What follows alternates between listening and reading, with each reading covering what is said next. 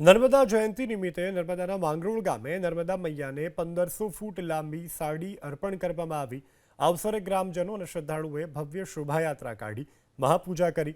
હજારોની સંખ્યામાં લોકો નમામી દેવી નર્મદેના નારા સાથે આ કાર્યક્રમમાં જોડાયા। સાડી અર્પણ કરવા માટે 10થી વધુ નૌકાઓની મદદ લેવામાં આવી।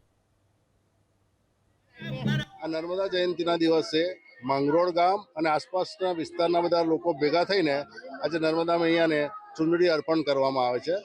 લગભગ 5200 ફૂટ જેટલું અંતર છે અને એમાં ગામના લોકો, ગામના યુવાનો, વડીલો બધા જ ભેગા થઈને આ ઉત્સવને ધામધૂમથી નર્મદા મૈયાનો આ ઉત્સવ ધામધૂમથી ઉજવવામાં આવે છે।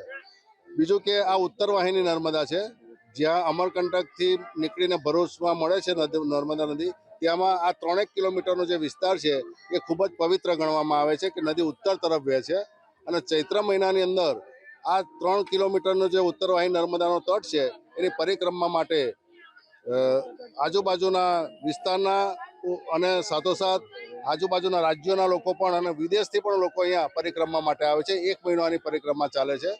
नर्मदा पुराण के रूप से हमने पढ़ने के बाद मैया की परिक्रमा करने की प्रेरणा मिल गई।